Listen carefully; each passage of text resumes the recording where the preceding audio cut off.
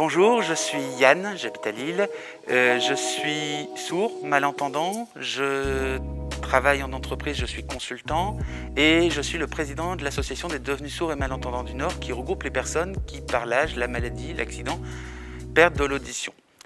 Les malentendants, les sourds, représentent à peu près 10% de la population en France et vous connaissez sûrement une petite frange de cette population qui parle la langue des signes.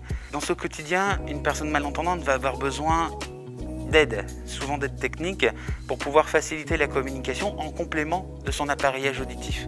Il y a notamment la boucle magnétique qui, sur les guichets, se présente sous forme de petites bornes qui permettent de s'isoler du bruit ambiant pour ne capter que la voix de l'interlocuteur. La deuxième chose qu'on va pouvoir aussi trouver assez facilement, ce sont les centres relais téléphoniques.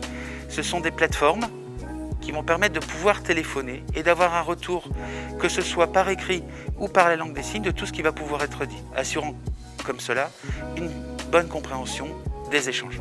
Et la deuxième solution dont j'aimerais vous parler, ce sont les centres relais téléphoniques dont s'équipent les administrations et les entreprises afin de permettre aux malentendants qui a des difficultés à communiquer au téléphone d'avoir non pas un retour oral, mais un retour texte ou la langue des signes. Les personnes déficientes auditives ont eu un coup des projecteurs récemment à cause des difficultés liées au port du masque opaque.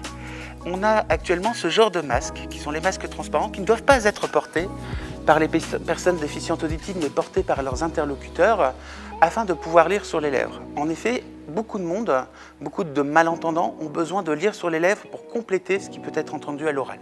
Par exemple, aller en mairie pour connaître la liste des pièces justificatives pour faire une carte d'identité, aller dans son commerce de proximité pour savoir combien il va devoir payer sa baguette de pain, ou alors aller voir son médecin pour parler d'un problème de santé.